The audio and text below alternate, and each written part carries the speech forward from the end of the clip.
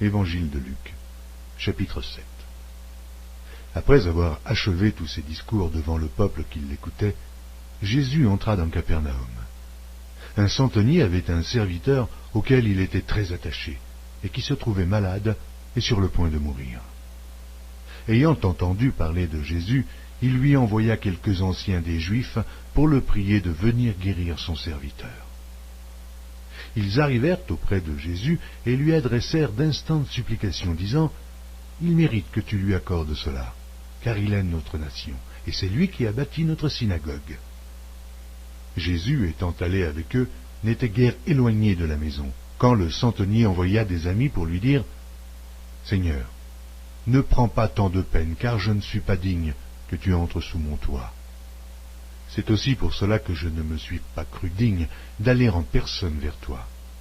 Mais dis un mot, et mon serviteur sera guéri. C'est moi qui suis soumis à des supérieurs, j'ai des soldats sous mes ordres, et je dis à l'un, va, et il va, à l'autre, viens, et il vient, et à mon serviteur, fais cela, et il le fait. » Lorsque Jésus entendit ces paroles, il admira le centenier, et, se tournant vers la foule qui le suivait, il dit, « Je vous le dis, même en Israël, je n'ai pas trouvé une aussi grande foi. » De retour à la maison, les gens envoyés par le centenier trouvèrent guéri le serviteur qui avait été malade. Le jour suivant, Jésus alla dans une ville appelée Naïn. Ses disciples et une grande foule faisaient route avec lui. Lorsqu'il fut près de la porte de la ville, voici, on portait en terre un mort, fils unique de sa mère, qui était veuve. Et il y avait avec elle beaucoup de gens de la ville. Le Seigneur, l'ayant vue, fut ému de compassion pour elle, et lui dit, « Ne pleure pas. » Il s'approcha et toucha le cercueil.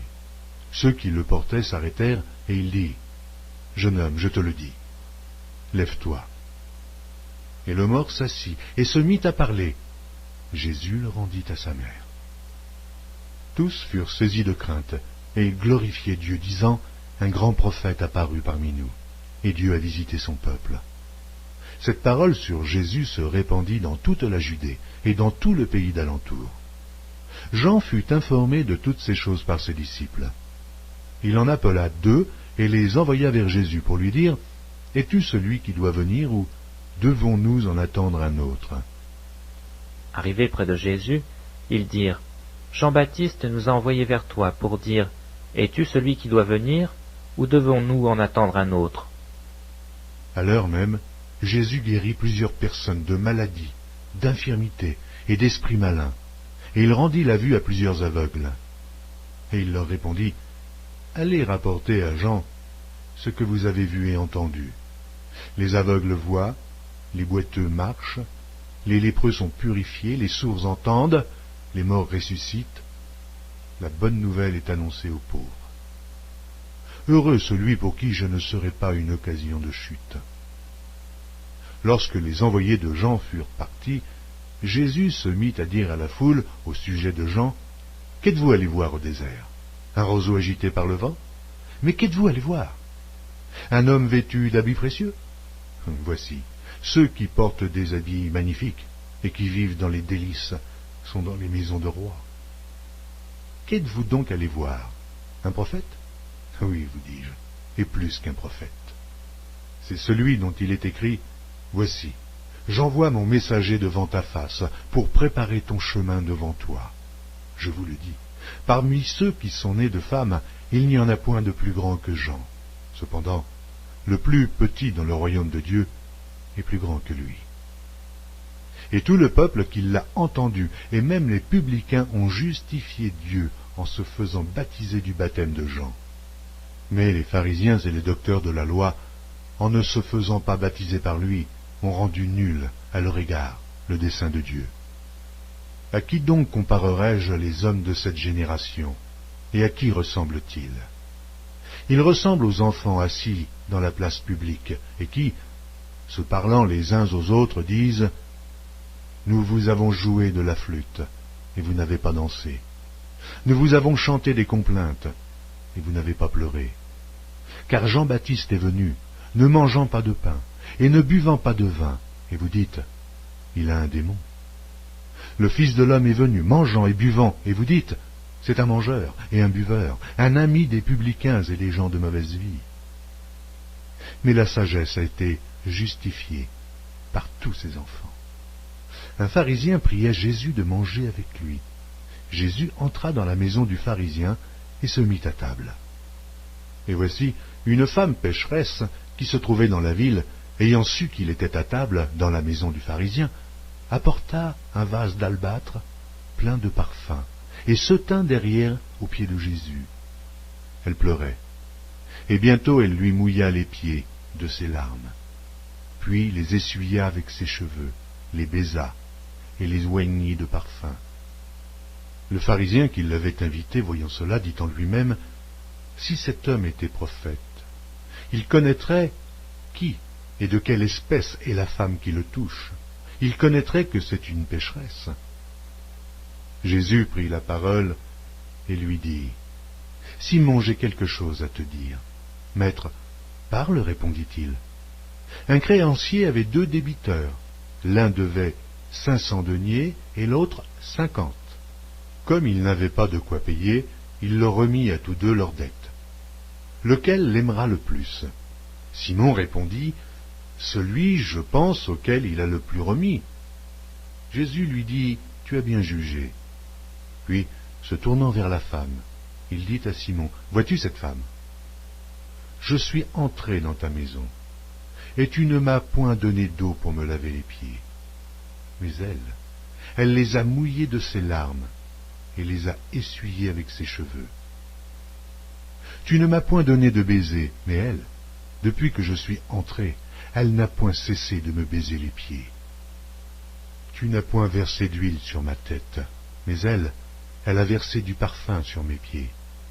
C'est pourquoi, je te le dis, ses nombreux péchés ont été pardonnés, car elle a beaucoup aimé. Mais à celui à qui on pardonne peu, aime peu. Et il dit à la femme, tes péchés sont pardonnés. Ceux qui étaient à table avec lui se mirent à dire en eux-mêmes, qui est celui-ci qui pardonne même les péchés? Mais Jésus dit à la femme, ta foi t'a sauvée, va en paix.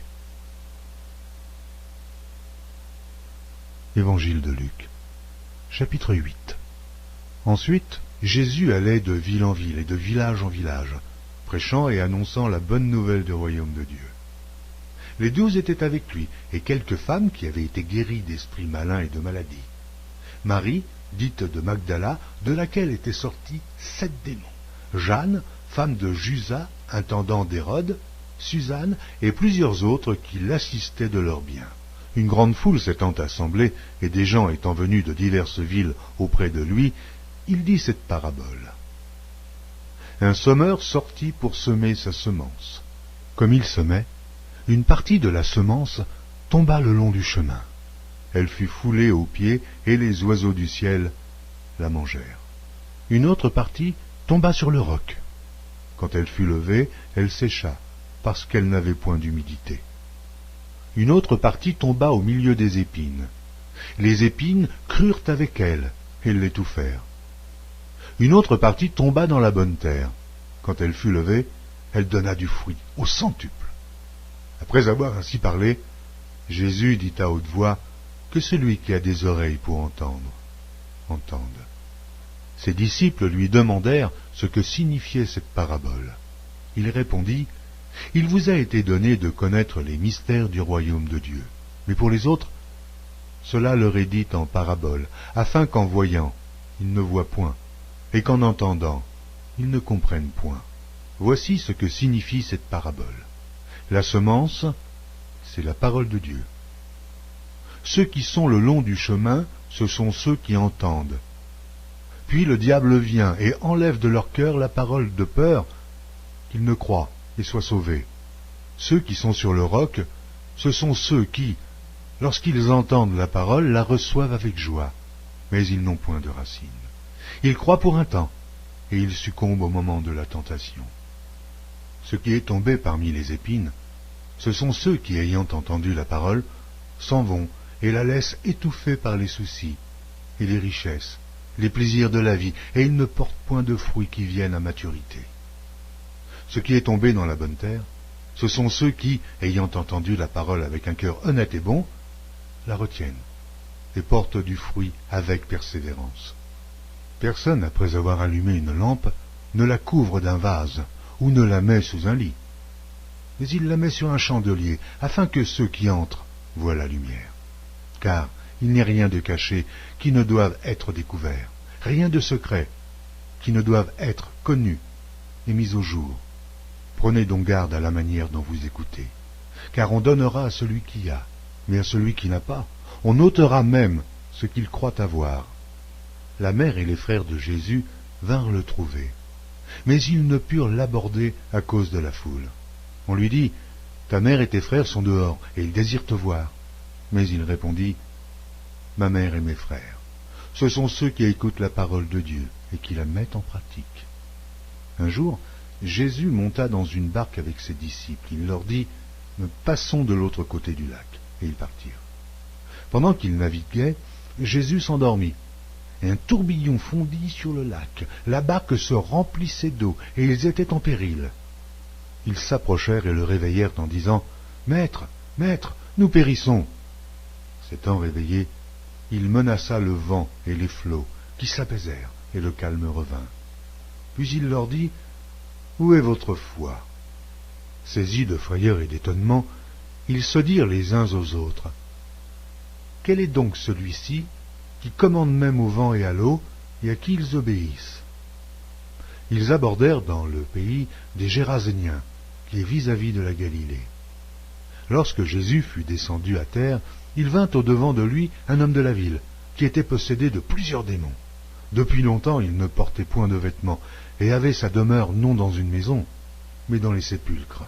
Ayant vu Jésus, il poussa un cri, se jeta à ses pieds, et dit d'une voix forte, « Qu'y a-t-il entre moi et toi, Jésus, fils du Dieu Très-Haut? Je t'en supplie, ne me tourmente pas. » Car Jésus commandait à l'esprit impur de sortir de cet homme dont il s'était emparé depuis longtemps. On le gardait lié de chaînes et les fers aux pieds, mais il rompait les liens, et il était entraîné par le démon dans les déserts. Jésus lui demanda, « Quel est ton nom ?» « Légion, répondit-il, car plusieurs démons étaient entrés en lui. Et il priait instamment Jésus de ne pas leur ordonner d'aller dans l'abîme. Il y avait là, dans la montagne, un grand troupeau de pourceaux qui paissaient. Et les démons supplièrent Jésus de leur permettre d'entrer dans ces pourceaux. Et il le leur permit. Et les démons sortirent de cet homme, entrèrent dans les pourceaux, et le troupeau se précipita des pentes escarpées dans le lac et se noya.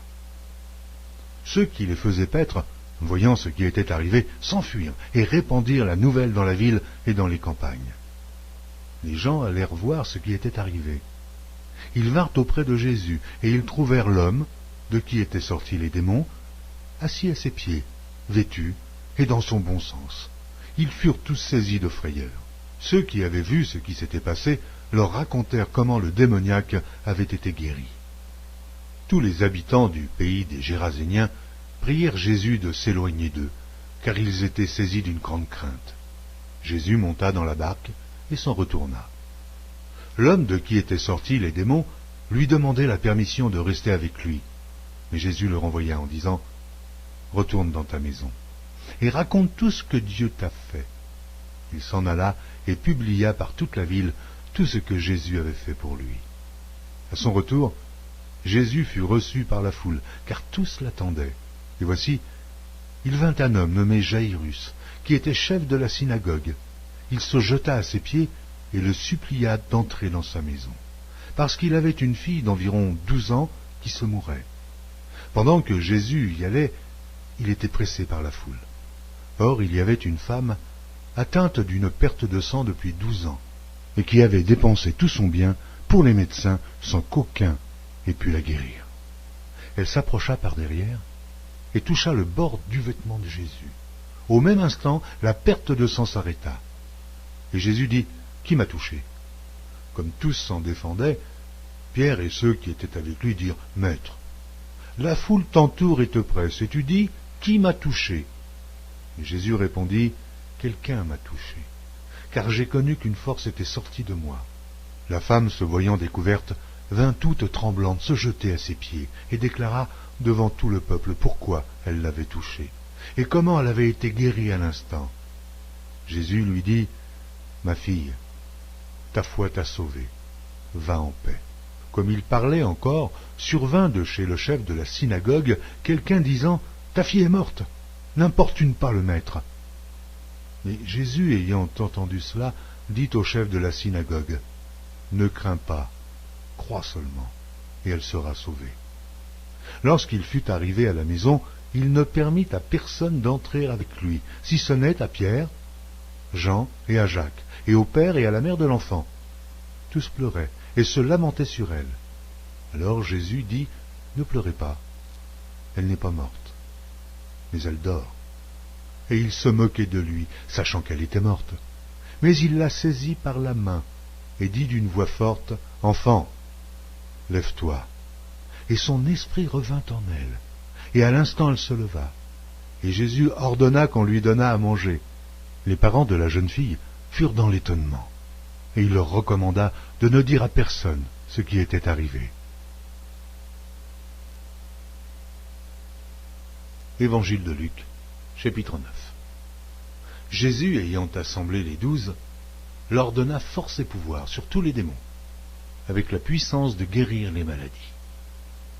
Il les envoya prêcher le royaume de Dieu et guérir les malades. « Ne prenez rien pour le voyage, leur dit-il, ni bâton, ni sac, ni pain, ni argent, et n'ayez pas de tunique. Dans quelque maison que vous entriez, restez-y, et c'est de là que vous partirez. Et si les gens ne vous reçoivent pas chez eux, alors sortez de cette ville et secouez la poussière de vos pieds en témoignage contre eux. » Ils partirent et ils allèrent de village en village, annonçant la bonne nouvelle et opérant partout des guérisons. Hérode le tétrarque entendit parler de tout ce qui se passait, et il ne savait que penser, car les uns disaient que Jean était ressuscité des morts, d'autres qu'Élie était apparu, et d'autres qu'un des anciens prophètes était ressuscité. Mais Hérode disait, « J'ai fait décapiter Jean. Qui est donc celui-ci dont j'entends dire de telles choses ?» Il cherchait à le voir. Les apôtres étant de retour, racontèrent à Jésus tout ce qu'ils avaient fait. Il les prit avec lui et se retira à l'écart, du côté d'une ville appelée Bethsaïda. Les foules l'ayant su, le suivirent. Jésus les accueillit, et il leur parlait du royaume de Dieu. Il guérit aussi ceux qui avaient besoin d'être guéris. Comme le jour commençait à baisser, les 12 s'approchèrent et lui dirent, « Renvoie la foule, afin qu'elle aille dans les villages et dans les campagnes des environs pour se loger et pour trouver des vivres, car nous sommes ici dans un lieu désert. » Jésus leur dit, « Donnez-leur vous-même à manger. » Mais ils répondirent, « Nous n'avons que 5 pains et 2 poissons. À moins que nous n'allions nous-mêmes acheter des vivres pour tout ce peuple. » Or il y avait environ 5000 hommes. Jésus dit à ses disciples, « Faites-les asseoir par rangées de 50. » Ils firent ainsi. Ils les firent tous asseoir. Jésus prit les 5 pains et les 2 poissons, et, levant les yeux vers le ciel, il les bénit. Puis, il les rompit et les donna aux disciples, afin qu'ils les distribuassent à la foule. Tous mangèrent et furent rassasiés, et l'on emporta 12 paniers pleins des morceaux qui restaient. Un jour que Jésus priait à l'écart, ayant avec lui ses disciples, il leur posa cette question. « Qui dit-on que je suis ?» Ils répondirent, « Jean-Baptiste. » Les autres, « Élie. » Les autres, « Qu'un des anciens prophètes est ressuscité. » Et vous, leur demanda-t-il, « Qui dites-vous que je suis ?» Pierre répondit, « Le Christ de Dieu. » Jésus leur recommanda sévèrement de ne le dire à personne. Il ajouta qu'il fallait que le Fils de l'homme souffrit beaucoup, qu'il fût rejeté par les anciens, par les principaux sacrificateurs et par les scribes, qu'il fût mis à mort, et qu'il ressuscita le 3e jour. Puis il dit à tous, « Si quelqu'un veut venir après moi, qu'il renonce à lui-même, qu'il se charge chaque jour de sa croix, et qu'il me suive. Car celui qui voudra sauver sa vie la perdra, mais celui qui la perdra à cause de moi la sauvera. Et que servirait-il à un homme de gagner tout le monde s'il se détruisait ou se perdait lui-même? Car quiconque aura honte de moi et de mes paroles, le Fils de l'homme aura honte de lui quand il viendra dans sa gloire et dans celle du Père et des saints anges. Je vous le dis en vérité, quelques-uns de ceux qui sont ici ne mourront point qu'ils n'aient vu le royaume de Dieu. » Environ 8 jours après qu'il eut dit ces paroles, Jésus prit avec lui Pierre, Jean et Jacques, et il monta sur la montagne pour prier. Pendant qu'il priait, l'aspect de son visage changea, et son vêtement devint d'une éclatante blancheur. Et voici, 2 hommes s'entretenaient avec lui. C'étaient Moïse et Élie, qui, apparaissant dans la gloire, parlaient de son départ qu'il allait accomplir à Jérusalem. Pierre et ses compagnons étaient appesantis par le sommeil. Mais, s'étant tenus éveillés, ils virent la gloire de Jésus et les 2 hommes qui étaient avec lui. Au moment où ces hommes se séparaient de Jésus, Pierre lui dit, « Maître, il est bon que nous soyons ici. Dressons 3 tentes, une pour toi, une pour Moïse et une pour Élie. » Il ne savait ce qu'il disait. Comme il parlait ainsi, une nuée vint les couvrir, et les disciples furent saisis de frayeur en les voyant entrer dans la nuée. Et de la nuée sortit une voix qui dit, « Celui-ci est mon fils aîné, écoutez-le. » Quand la voix se fit entendre, Jésus se trouva seul. Et les disciples gardèrent le silence, et ils ne racontèrent à personne en ce temps-là rien de ce qu'ils avaient vu. Le lendemain, lorsqu'ils furent descendus de la montagne, une grande foule vint au-devant de Jésus. Et voici, du milieu de la foule, un homme s'écria, « Maître, je t'en prie, porte les regards sur mon fils, car c'est mon fils unique. Un esprit le saisit, et aussitôt il pousse des cris, et l'esprit l'agite avec violence, le fait écumer, et a de la peine à se retirer de lui, après l'avoir tout brisé. J'ai prié tes disciples de le chasser, ils n'ont pas pu. » « Race incrédule et perverse, répondit Jésus, jusqu'à quand serai-je avec vous, et vous supporterai-je? Amène ici ton fils. Comme il approchait, le démon le jeta par terre et l'agita avec violence. Mais Jésus menaça l'esprit impur, guérit l'enfant et le rendit à son père. Et tous furent frappés de la grandeur de Dieu. Tandis que chacun était dans l'admiration de tout ce que faisait Jésus, il dit à ses disciples, « Pour vous, écoutez bien ceci. Le Fils de l'homme doit être livré entre les mains des hommes. » Mais les disciples ne comprenaient pas cette parole. Elle était voilée pour eux, afin qu'ils n'en eussent pas le sens. Et ils craignaient de l'interroger à ce sujet. Or, une pensée leur vint à l'esprit, savoir lequel d'entre eux était le plus grand. Jésus, voyant la pensée de leur cœur, prit un petit enfant, le plaça près de lui et leur dit, « Quiconque reçoit en mon nom ce petit enfant me reçoit moi-même, et quiconque me reçoit, reçoit celui qui m'a envoyé, car celui qui est le plus petit parmi vous tous, c'est celui-là qui est grand. » Jean prit la parole et dit, « Maître, nous avons vu un homme qui chasse des démons en ton nom, et nous l'en avons empêché, parce qu'il ne nous suit pas. » « Ne l'en empêchez pas, lui répondit Jésus, car qui n'est pas contre vous est pour vous. » Lorsque le temps où il devait être enlevé du monde approcha, Jésus prit la résolution de se rendre à Jérusalem. Il envoya devant lui des messagers qui se mirent en route et entrèrent dans un bourg des Samaritains pour lui préparer un logement. Mais on ne le reçut pas, parce qu'il se dirigeait sur Jérusalem. Les disciples, Jacques et Jean, voyant cela, dirent, « Seigneur, veux-tu que nous commandions que le feu descende du ciel et les consume ?» Jésus se tourna vers eux et les réprimanda, disant, « Vous ne savez de quel esprit vous êtes animés, car le Fils de l'homme est venu non pour perdre les âmes des hommes, mais pour les sauver. » Et ils allèrent dans un autre bourg.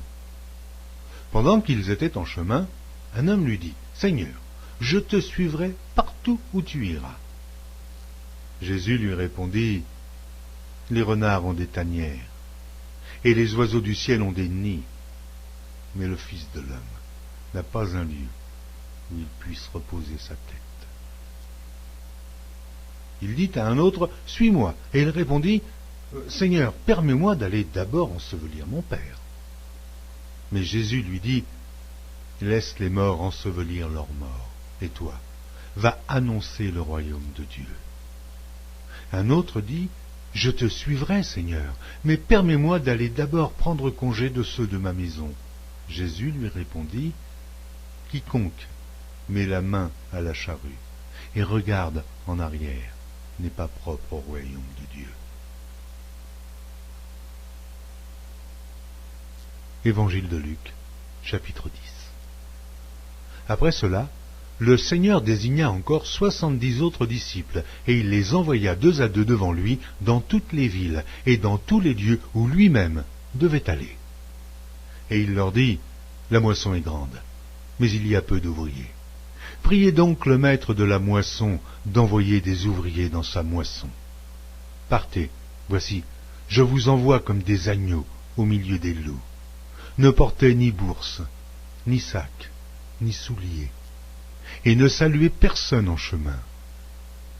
Dans quelque maison que vous entriez, dites d'abord que la paix soit sur cette maison. Et s'il se trouve là un enfant de paix, votre paix reposera sur lui. Sinon, elle reviendra à vous. Demeurez dans cette maison-là, mangeant et buvant ce qu'on vous donnera, car l'ouvrier mérite son salaire. N'allez pas de maison en maison. Dans quelque ville que vous entriez, et où l'on vous recevra, mangez ce qui vous sera présenté. Guérissez les malades qui s'y trouveront, et dites-leur, le royaume de Dieu s'est approché de vous. Mais dans quelque ville que vous entriez, et où l'on ne vous recevra pas, allez dans ces rues et dites, nous secouons contre vous la poussière même de votre ville, qui s'est attachée à nos pieds. Sachez cependant que le royaume de Dieu s'est approché. Je vous dis qu'en ce jour, Sodome sera traitée moins rigoureusement que cette ville-là. Malheur à toi, Chorazin, malheur à toi, Bethsaïda, car si les miracles qui ont été faits au milieu de vous avaient été faits dans Tyr et dans Sidon, il y a longtemps qu'elle se serait repentie en prenant le sac et la cendre. C'est pourquoi, au jour du jugement, Tyr et Sidon seront traités moins rigoureusement que vous. Et toi, Capernaum, qui a été élevé jusqu'au ciel, tu seras abaissé jusqu'au séjour des morts. Celui qui vous écoute m'écoute, et celui qui vous rejette me rejette. Et celui qui me rejette, rejette celui qui m'a envoyé. Les 70 revinrent avec joie, disant, « Seigneur, et les démons même nous sont soumis en ton nom. » Or Jésus leur dit, « Je voyais Satan tomber du ciel, comme un éclair. Voici, je vous ai donné le pouvoir de marcher sur les serpents et les scorpions, et sur toute la puissance de l'ennemi, et rien ne pourra vous nuire. Cependant, ne vous réjouissez pas de ce que les esprits vous sont soumis, mais réjouissez-vous de ce que vos noms sont écrits dans les cieux. » En ce moment même, Jésus tressaillit de joie par le Saint-Esprit, et il dit, « Je te loue, Père, Seigneur du ciel et de la terre, de ce que tu as caché ces choses aux sages et aux intelligents, et de ce que tu les as révélées aux enfants. Oui, Père, je te loue de ce que tu l'as voulu ainsi. Toutes choses m'ont été données par mon Père, et personne ne connaît qui est le Fils, si ce n'est le Père, ni qui est le Père, si ce n'est le Fils, et celui à qui le Fils veut le révéler. » Et, se tournant vers les disciples, il leur dit en particulier, « Heureux les yeux qui voient ce que vous voyez. » car je vous dis que beaucoup de prophètes et de rois ont désiré voir ce que vous voyez et ne l'ont pas vu, entendre ce que vous entendez et ne l'ont pas entendu. Un docteur de la loi se leva et dit à Jésus pour l'éprouver, « Maître, que dois-je faire pour hériter la vie éternelle ?» Jésus lui dit, « Qu'est-il écrit dans la loi?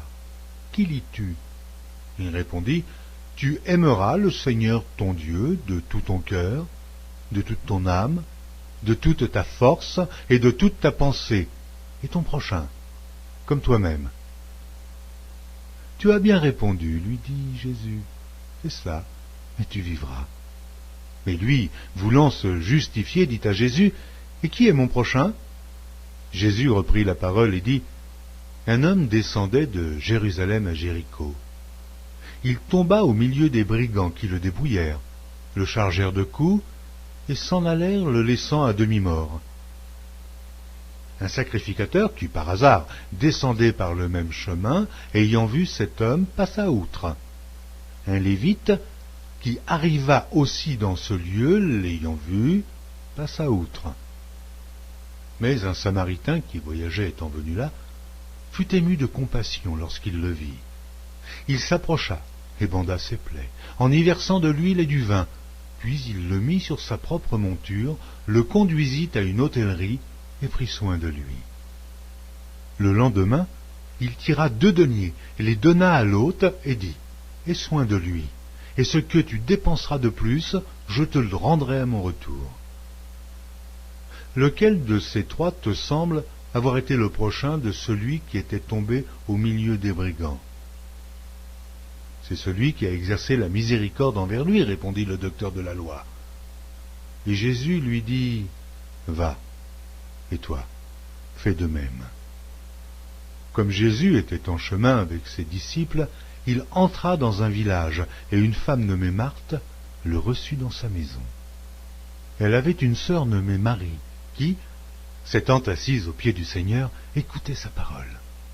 Marthe, occupée à divers soins domestiques, survint et dit, « Seigneur, cela ne te fait-il rien que ma sœur me laisse seule pour servir? Dis-lui donc de m'aider. » Le Seigneur lui répondit, « Marthe, Marthe, tu t'inquiètes et tu t'agites pour beaucoup de choses. Une seule chose est nécessaire, et Marie a choisi la bonne part, qui ne lui sera point ôtée. »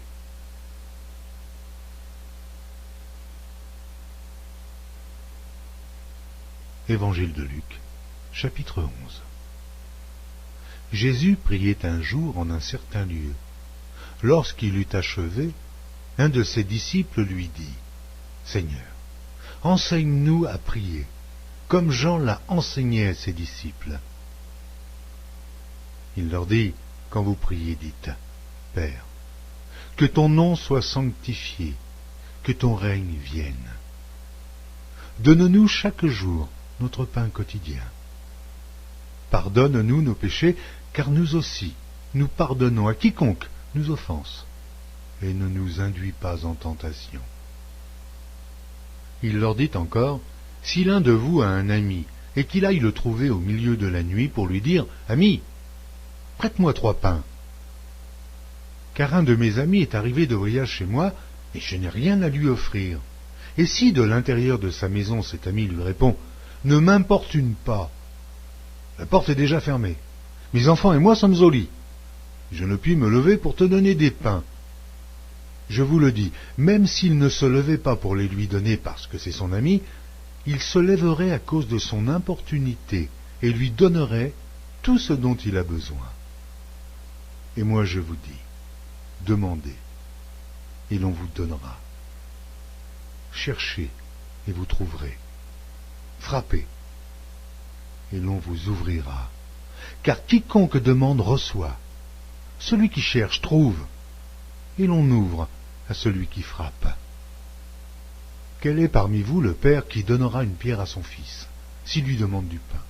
Ou, s'il demande un poisson, lui donnera-t-il un serpent au lieu d'un poisson? Ou s'il demande un œuf, lui donnera-t-il un scorpion?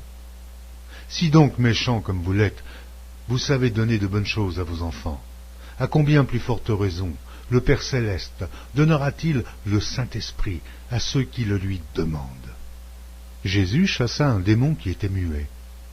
Lorsque le démon fut sorti, le muet parla, et la foule fut dans l'admiration. Mais quelques-uns dirent, « C'est par Béelzébul, le prince des démons, qu'il chasse les démons. » Et d'autres, pour l'éprouver, lui demandèrent un signe venant du ciel.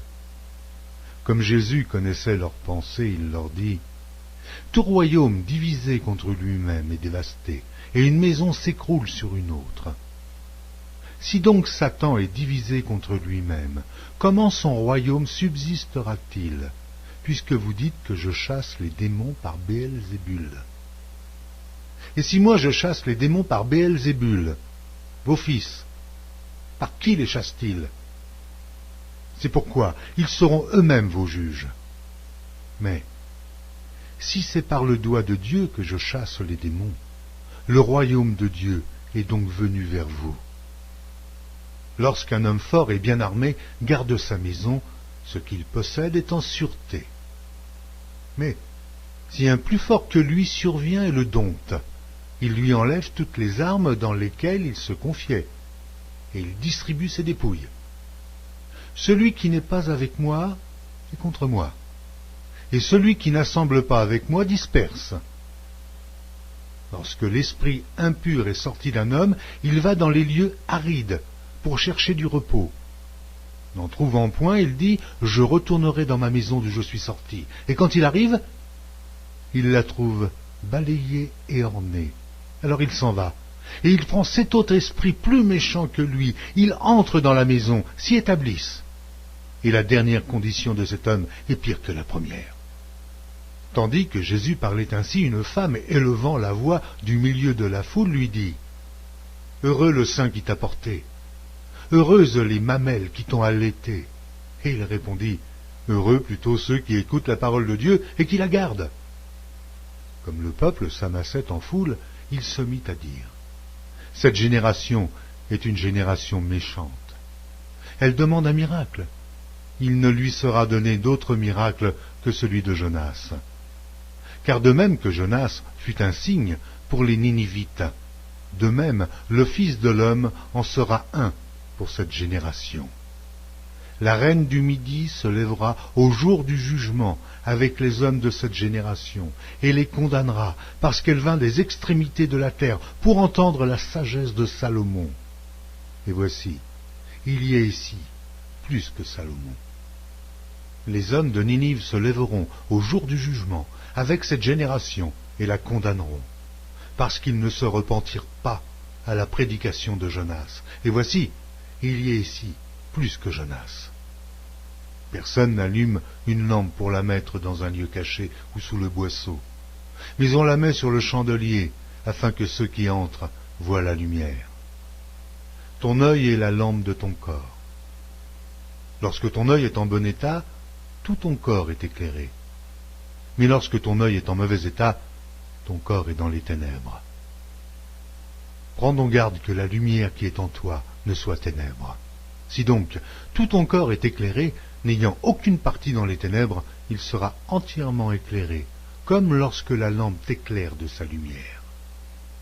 Pendant que Jésus parlait, un pharisien le pria de dîner chez lui. Il entra et se mit à table. Le pharisien vit avec étonnement qu'il ne s'était pas lavé avant le repas. Mais le Seigneur lui dit, « Vous, pharisiens, vous nettoyez le dehors de la coupe et du plat, et à l'intérieur, vous êtes plein de rapine et de méchanceté. Insensé. Celui qui a fait le dehors n'a-t-il pas fait aussi le dedans? Donnez plutôt en aumône ce qui est dedans, et voici, toutes choses seront pures pour vous. Mais malheur à vous, pharisiens, parce que vous payez la dîme de la menthe, de la rue et de toutes les herbes, et que vous négligez la justice et l'amour de Dieu. C'est là ce qu'il fallait pratiquer, sans omettre les autres choses. Malheur à vous, pharisiens, parce que vous aimez les premiers sièges dans les synagogues et les salutations dans les places publiques. Malheur à vous, parce que vous êtes comme les sépulcres qui ne paraissent pas et sur lesquels on marche sans le savoir. Un des docteurs de la loi prit la parole et lui dit, « Maître, en parlant de la sorte, c'est aussi nous que tu outrages. » Jésus répondit, « Malheur à vous aussi, docteurs de la loi, parce que vous chargez les hommes de fardeaux difficiles à porter, et que vous ne touchez pas vous-même de l'un de vos doigts. Malheur à vous, parce que vous bâtissez les tombeaux des prophètes que vos pères ont tués. Vous rendez donc témoignage aux œuvres de vos pères, et vous les approuvez, car eux, ils ont tué les prophètes, et vous bâtissez leurs tombeaux. C'est pourquoi la sagesse de Dieu a dit, « Je leur enverrai des prophètes et des apôtres, ils tueront les uns et persécuteront les autres, afin qu'il soit demandé compte à cette génération du sang de tous les prophètes qui a été répandu depuis la création du monde, depuis le sang d'Abel jusqu'au sang de Zacharie, tué entre l'autel et le temple, oui, je vous le dis, il en sera demandé compte à cette génération. Malheur à vous, docteurs de la loi, parce que vous avez enlevé la clé de la science, vous n'êtes pas entrés vous-même, et vous avez empêché d'entrer ceux qui le voulaient. » Quand il fut sorti de là, les scribes et les pharisiens commencèrent à le presser violemment et à le faire parler sur beaucoup de choses, lui tendant des pièges pour surprendre quelques paroles sorties de sa bouche.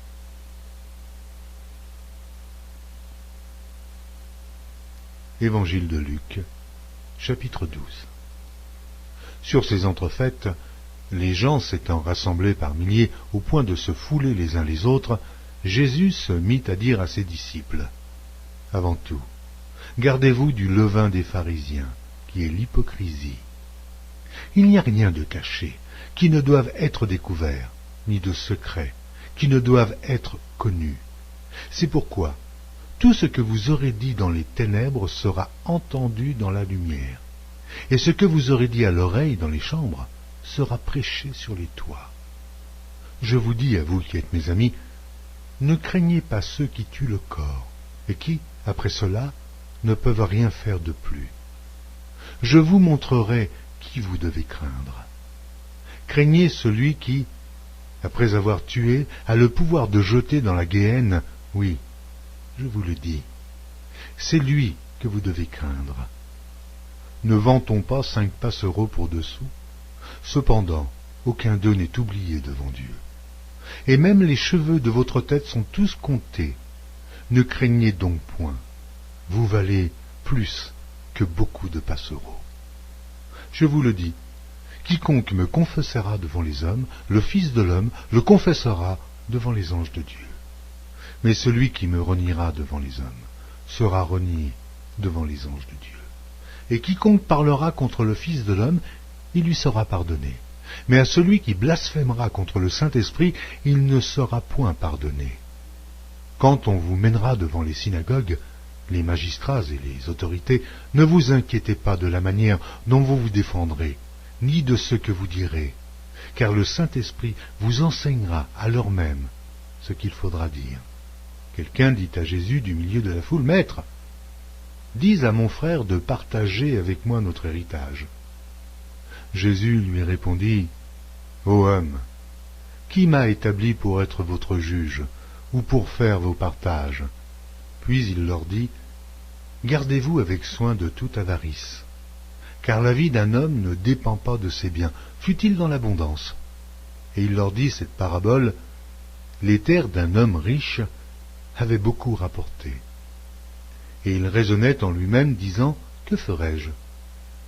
Car je n'ai pas de place pour serrer ma récolte. Voici, dit-il, ce que je ferai.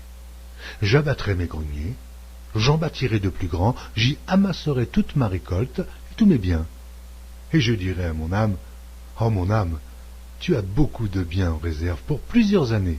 Repose-toi, mange, bois et réjouis-toi. » Mais Dieu lui dit, « Insensé, cette nuit même ton âme te sera redemandée, et ce que tu as préparé, pour qui cela sera-t-il?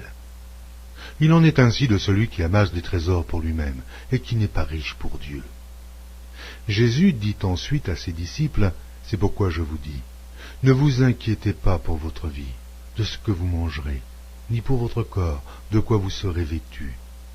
La vie est plus que la nourriture, et le corps plus que le vêtement. Considérez les corbeaux. Ils ne sèment ni ne moissonnent, ils n'ont ni cellier, ni grenier, et Dieu les nourrit. Combien ne valez-vous pas plus que les oiseaux? Qui de vous, par ses inquiétudes, peut ajouter une coudée à la durée de sa vie? Si donc vous ne pouvez pas même la moindre chose, pourquoi vous inquiétez-vous du reste? Considérez comment croissent les lys. Ils ne travaillent, ni ne filent. Cependant, je vous dis que Salomon, même dans toute sa gloire, n'a pas été vêtu comme l'un d'eux. Si Dieu revêt ainsi l'herbe qui est aujourd'hui dans les champs et qui demain sera jetée au four, à combien plus forte raison ne vous vêtira-t-il pas, gens de peu de foi? Et vous, ne cherchez pas ce que vous mangerez et ce que vous boirez, et ne soyez pas inquiets. Car toutes ces choses, ce sont les païens du monde qui les recherchent. Votre Père sait que vous en avez besoin. Cherchez plutôt le royaume de Dieu, et toutes ces choses vous seront données par-dessus. Ne crains point, petit troupeau, car votre Père a trouvé bon de vous donner le royaume. Vendez ce que vous possédez, et donnez-le en aumône. Faites-vous des bourses qui ne s'usent point, un trésor inépuisable dans les cieux, où le voleur n'approche point, et où la teigne ne détruit point. Car là où est votre trésor, là aussi sera votre cœur. Que vos reins soient sains, et vos lampes allumées. Et vous, soyez semblables à des hommes qui attendent que leur maître revienne des noces, afin de lui ouvrir dès qu'il arrivera et frappera. Heureux ces serviteurs que le maître, à son arrivée, trouvera veillant. Je vous le dis en vérité, il se ceindra, les fera mettre à table, et s'approchera pour les servir. Qu'il arrive à la deuxième ou à la troisième veille, heureux ces serviteurs, s'il les trouve veillants. Sachez-le bien, si le maître de la maison savait à quelle heure le voleur doit venir, il veillerait et ne laisserait pas percer sa maison, vous aussi. Tenez-vous prêts, car le Fils de l'homme viendra à l'heure où vous n'y penserez pas. Pierre lui dit, Seigneur, est-ce à nous ou à tous que tu adresses cette parabole? Et le Seigneur dit, quel est donc l'économe fidèle et prudent que le maître établira sur ses gens pour leur donner la nourriture au temps convenable? Heureux ce serviteur que son maître, à son arrivée, trouvera faisant ainsi. Je vous le dis en vérité, il l'établira sur tous ses biens. Mais si ce serviteur dit en lui-même, mon maître tarde à venir, s'il se met à battre les serviteurs et les servantes, à manger, à boire et à s'enivrer, le maître de ce serviteur viendra le jour où il ne s'y attend pas, et à l'heure qu'il ne connaît pas. Il le mettra en pièces et lui donnera sa part avec les infidèles. Le serviteur qui, ayant connu la volonté de son maître, n'a rien préparé, ni n'a pas agi selon sa volonté, sera battu d'un grand nombre de coups. Mais celui qui, ne l'ayant pas connu, a fait des choses dignes du châtiment, sera battu de peu de coups. On demandera beaucoup à qui l'on a beaucoup donné, et on exigera davantage de celui à qui l'on a beaucoup confié. Je suis venu jeter un feu sur la terre, et qu'ai-je désiré, s'il est déjà allumé? Il est un baptême dont je dois être baptisé, et combien il me tarde qu'il soit accompli. Pensez-vous que je sois venu apporter la paix sur la terre? Non, vous dis-je, mais la division. Car désormais, 5 dans une maison seront divisés, 3 contre 2 et 2 contre 3. Le père contre le fils, et le fils contre le père. La mère contre la fille, et la fille contre la mère. La belle-mère contre la belle-fille, et la belle-fille contre la belle-mère.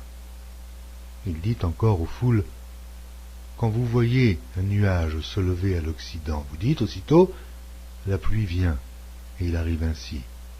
Et quand vous voyez souffler le vent du midi, vous dites, il fera chaud, et cela arrive. Hypocrite. Vous savez discerner l'aspect de la terre et du ciel. Comment ne discernez-vous pas ce temps-ci? Et pourquoi ne discernez-vous pas de vous-même ce qui est juste?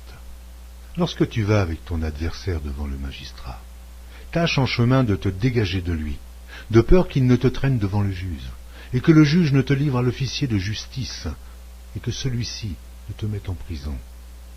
Je te le dis, tu ne sortiras pas de là que tu n'aies payé jusqu'à dernière pique.